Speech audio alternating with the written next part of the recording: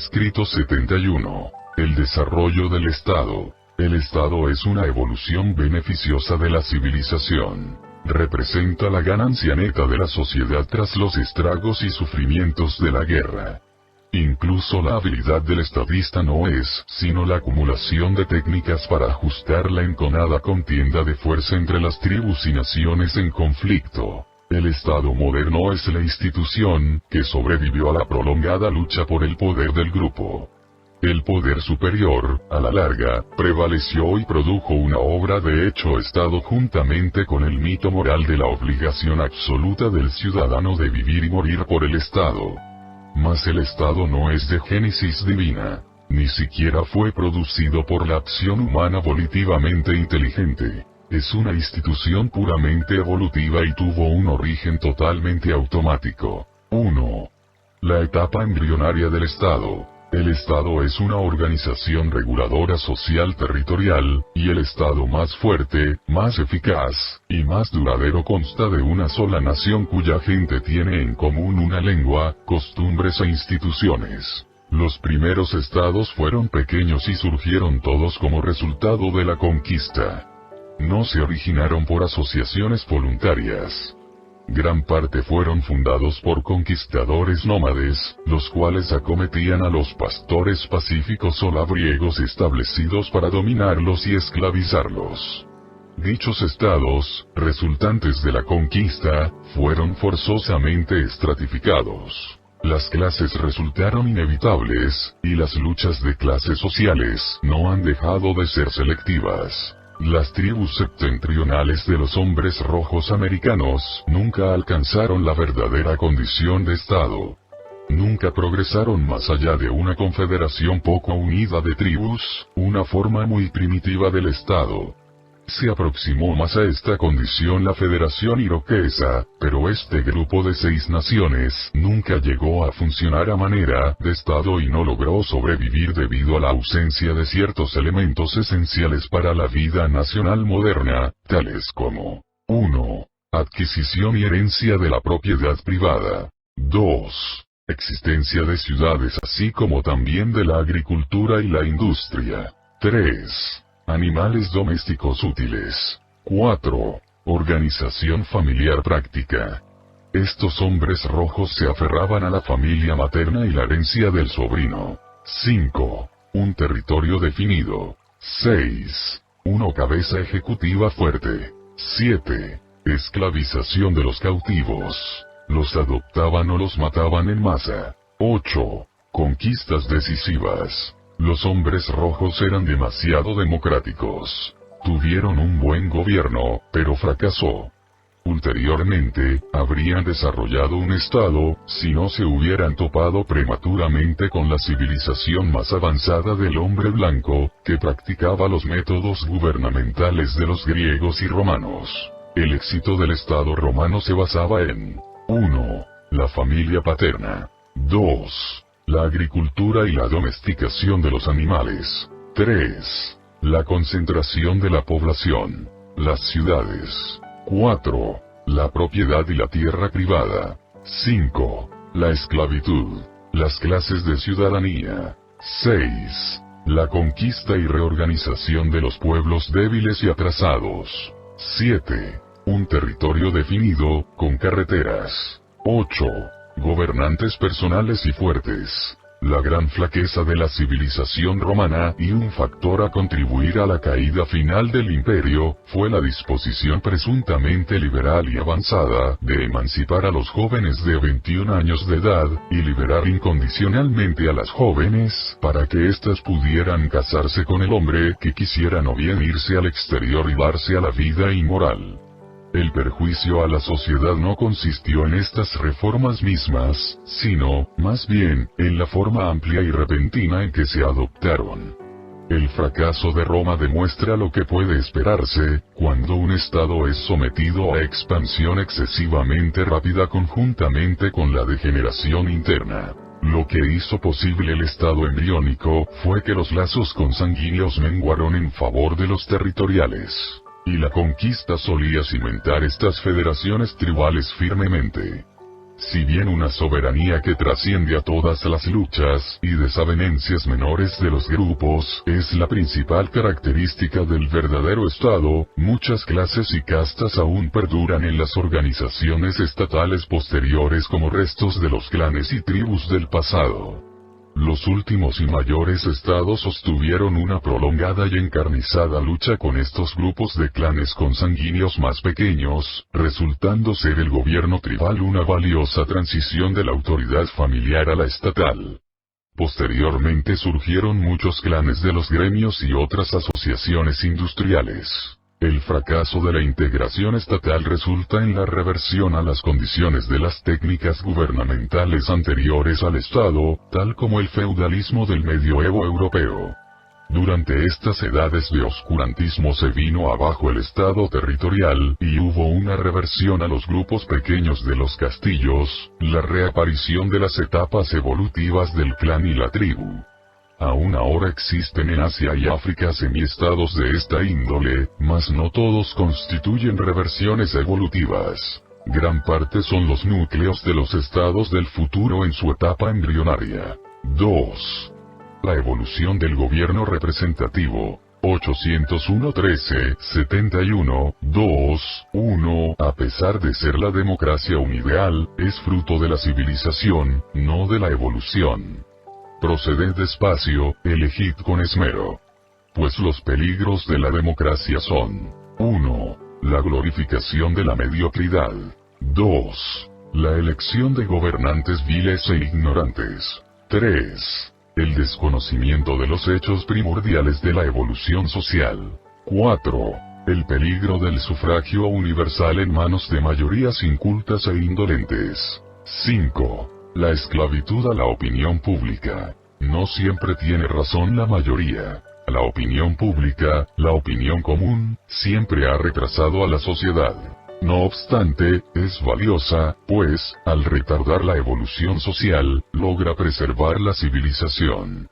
El método de educar la opinión pública es el único efectivo y seguro para acelerar la civilización. La fuerza no es sino una conveniencia temporal, y el desarrollo cultural se acelera notablemente cuando las balas ceden el paso a la boleta electoral. La opinión pública, las costumbres establecidas, constituye la energía elemental y primordial de la evolución social y del desarrollo del Estado. Pero, para tener valor estatal, tiene que expresarse en forma no violenta. Para medir el progreso de la sociedad, se determina hasta qué grado la opinión pública puede controlar la conducta personal y la regulación estatal mediante la expresión no violenta. El gobierno verdaderamente civilizado llegó cuando se revistió la opinión pública de las facultades del sufragio personal. Las elecciones populares no siempre decidirán las cuestiones acertadamente, pero sí representan la forma acertada incluso de desacertar. La evolución no produce perfección superlativa al instante, sino, más bien, una adaptación práctica comparativa y progresiva. Existen 10 pasos, o etapas, para la evolución de una forma eficaz y práctica de gobierno representativo, a saber: 1. La libertad de la persona.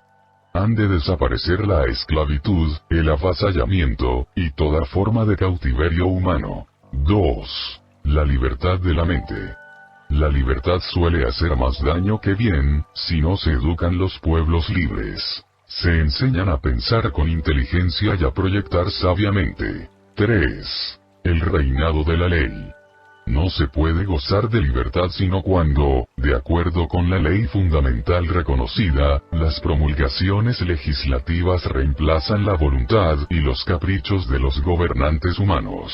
4. La libertad de expresión. El gobierno representativo es inconcebible sin libertad de todas las formas de expresión para las aspiraciones y opiniones humanas. 5. La seguridad de la propiedad. Ningún gobierno perdura mucho tiempo si no logra conceder el derecho de disfrutar de la propiedad personal en alguna forma. El hombre anhela el derecho de usar, controlar, conferir, vender, arrendar y legar su propiedad personal. 6. El derecho de la petición. El gobierno representativo supone que el ciudadano tiene derecho a ser escuchado.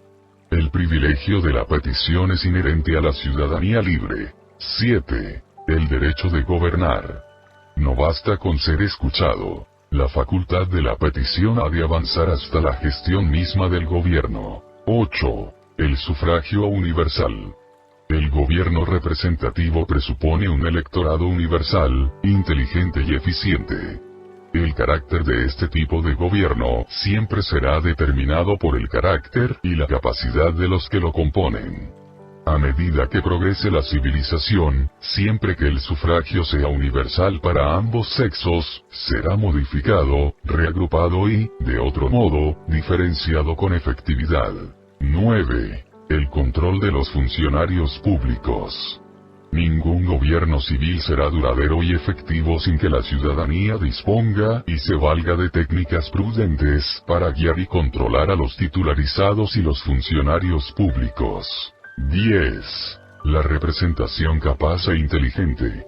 La supervivencia de la democracia depende del éxito del gobierno representativo, lo cual está condicionado a la práctica de elegir para cargos públicos solamente a aquellos individuos que sean técnicamente capacitados, intelectualmente competentes, socialmente leales, y moralmente aptos. El gobierno del pueblo, por el pueblo y para el pueblo puede ser preservado únicamente mediante estas disposiciones. 3. Los ideales del Estado. Tiene poca importancia la forma política o administrativa de un gobierno con tal que brinde los elementos esenciales del progreso civil: la libertad, la seguridad, la educación, y la coordinación social. El curso de la evolución social está determinado por lo que hace un Estado, no por lo que es un Estado. A pesar de todo, ningún Estado puede trascender los valores morales de su ciudadanía, según se ejemplifican en sus mandatarios elegidos. La ignorancia y el egoísmo garantizan la caída hasta del tipo de gobierno más sobresaliente. Por mucho que se lamente, el egoísmo nacional ha sido esencial para la supervivencia social. La doctrina del pueblo elegido ha sido un factor primordial para unir las tribus y edificar las naciones hasta los tiempos modernos. Pero ningún Estado puede alcanzar niveles ideales de funcionamiento hasta tanto no domine todas las formas de la intolerancia. Esta es perennemente adversa al progreso humano.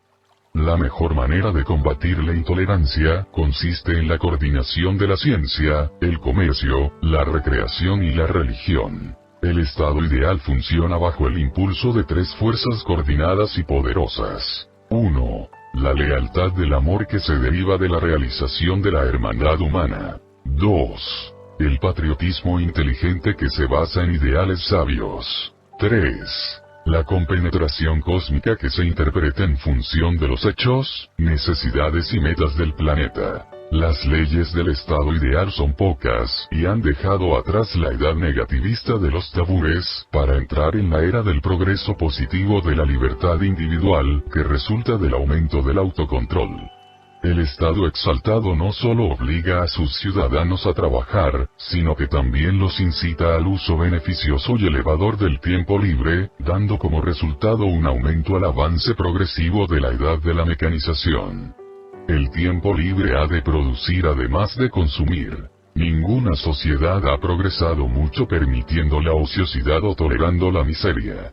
pero jamás podrán eliminarse la miseria y la dependencia si los linajes deficientes y degradados son mantenidos gratis y se les permite reproducirse sin restricciones. Una sociedad moral debe proponerse preservar la dignidad de su ciudadanía y brindar a todo individuo normal una oportunidad adecuada para su autorrealización. Este plan de logro social produciría una sociedad cultural de orden superior. La evolución social debe ser fomentada por una supervisión gubernamental que ejerza un mínimo de control regulador. El mejor Estado es aquel que coordina más y gobierna menos. Los ideales de la existencia estatal se deben lograr mediante la evolución, el desarrollo lento de la conciencia cívica, el reconocimiento de la obligación y privilegio del servicio social. Después de una administración de oportunistas políticos, los hombres primero asumen las cargas del gobierno como deber, para más tarde ir en pos de este servicio porque lo consideran un privilegio, el honor máximo. La condición de cualquier nivel de civilización se refleja claramente en la calidad de los ciudadanos que se ofrecen para aceptar las responsabilidades del Estado. En una verdadera mancomunidad la labor de gobernar las ciudades y provincias es realizada por expertos y es administrada tal como lo son todas las demás formas de asociaciones comerciales y económicas de la gente. En los estados avanzados, el servicio político se considera la devoción máxima de la ciudadanía. La ambición suprema de los ciudadanos más sabios y nobles es ganar el reconocimiento civil, ser elegido o nombrado para alguna posición de confianza gubernamental, y que estos gobiernos confieran a sus funcionarios civiles y sociales sus honores máximos de reconocimiento por el servicio prestado. Luego se dispensan honores en este orden, a los filósofos, educadores, científicos, industrialistas, y militares. A los padres se les recompensa debidamente por la excelencia de sus hijos. Los dirigentes puramente religiosos, siendo embajadores del reino espiritual, reciben sus verdaderas recompensas en otro mundo. 4. La civilización progresiva. La economía, la sociedad, y el gobierno tienen que evolucionar si han de perdurar.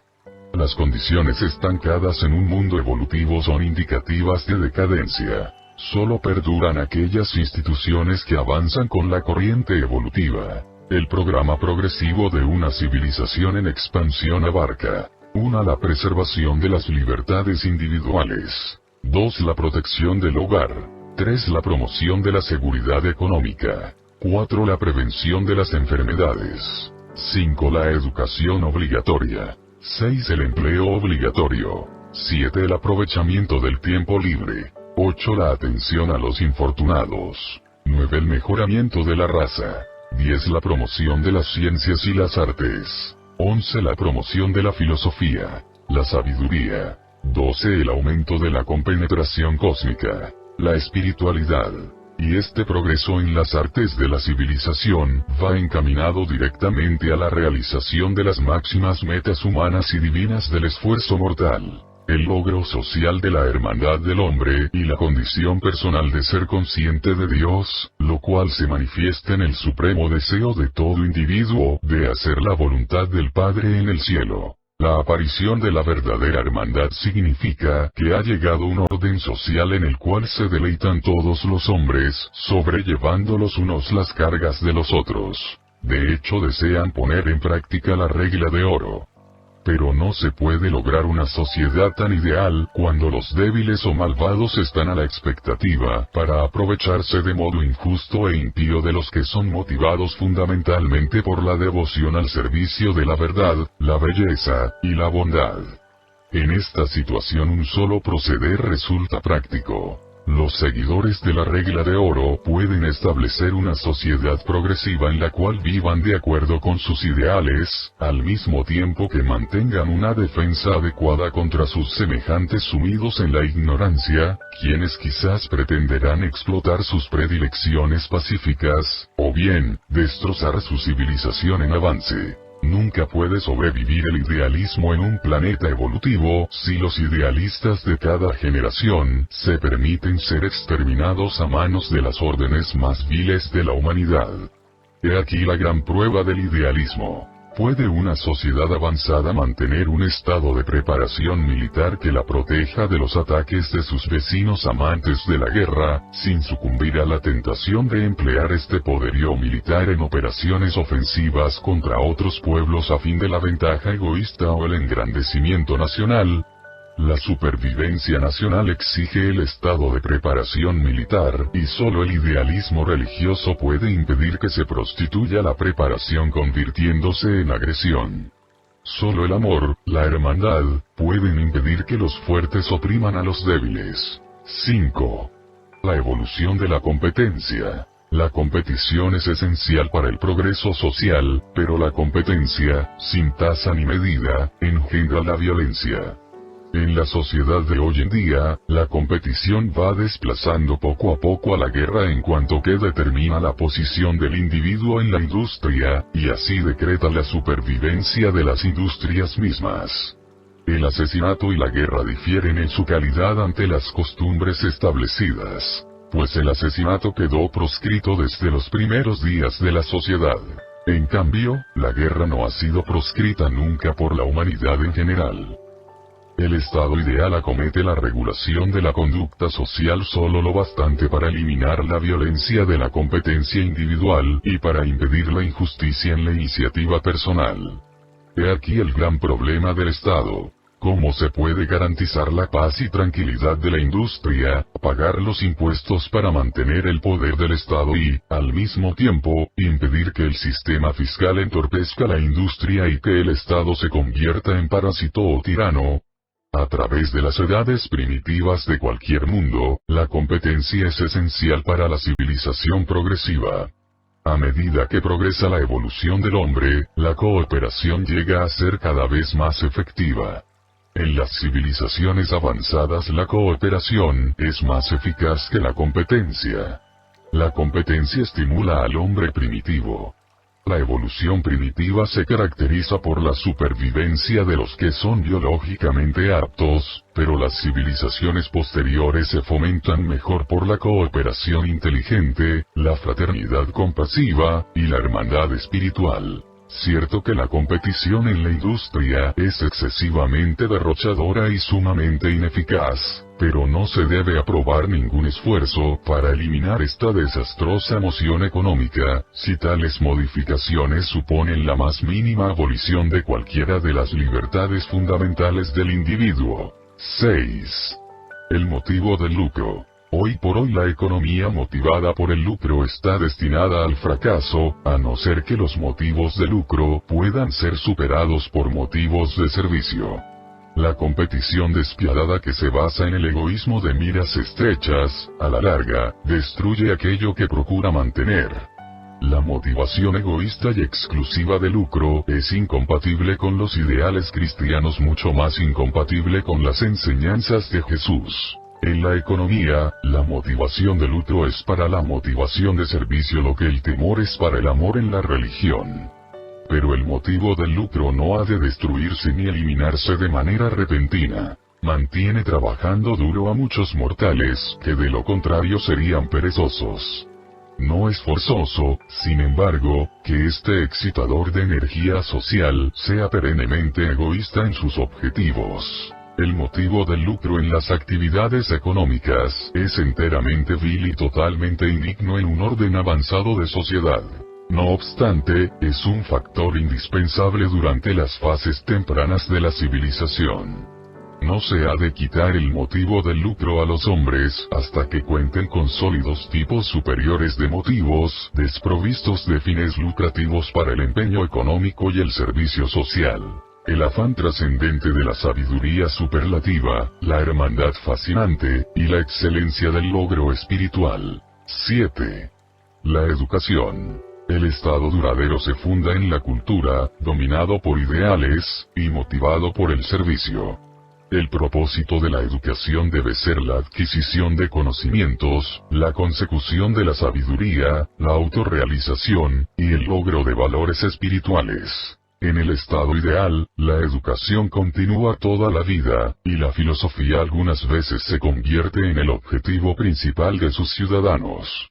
Los ciudadanos de tal mancomunidad van en la búsqueda de la sabiduría para compenetrarse más intensamente con la significación de las relaciones humanas, los sentidos de la realidad, la nobleza de los valores, las metas de la vida, y las glorias del destino cósmico. Los urantianos deben lograr la perspectiva de una sociedad cultural superior y nueva.